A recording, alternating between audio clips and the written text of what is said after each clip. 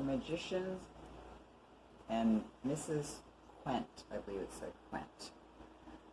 It says a charming and mannered fantasy confection with a darker core of gothic romance wrapped around a mystery.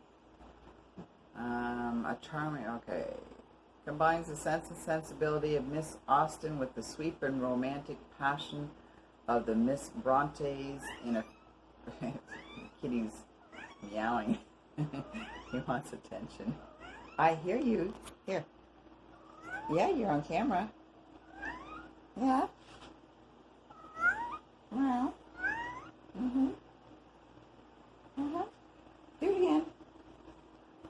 It says, pet me. Starts off so slow that I actually went on to Goodreads, which I normally don't do before I read a book, but I went on to Goodreads to see if it was worth continuing. It's worth continuing. It changes. He wants me to pet him and play with him. Yeah. Here's a little tiny meow. He's actually a killer kitty.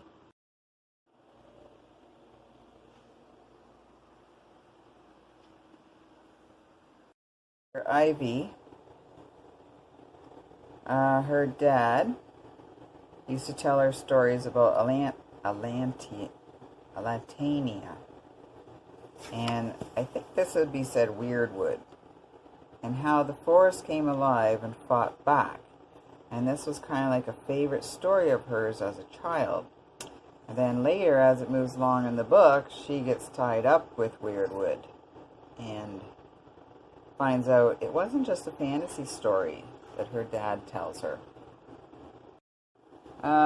Rafferty is someone that Ivy gets to know very well. The only trouble with Rafferty is that he is above her station in life, so that makes it impossible for them to be together. Ivy's real name is something like Ivolyn, but they call her Ivy. And her dad is actually in some sort of a... You'd think it was like Alzheimer's or something, but it seems to be more that he is just in some sort of a mist in his mind, which dementia or Alzheimer's can be like. But it seems to be a little different. It seems to have something to do with him being a magician. There's my kitty again. What? Okay. Huh? You looking for attention, Arnold?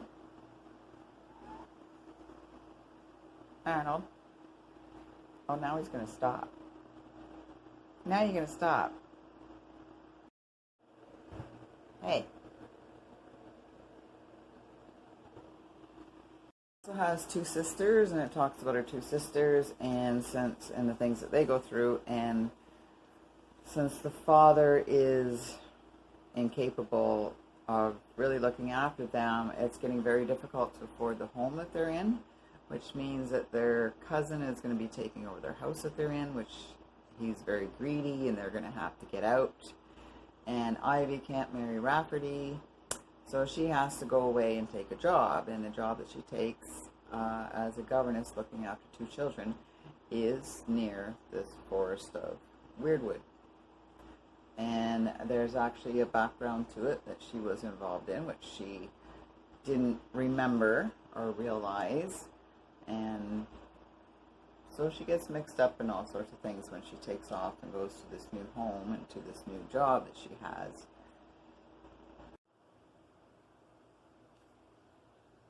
Also, a side story here, Eldon, and he's looking after his sister.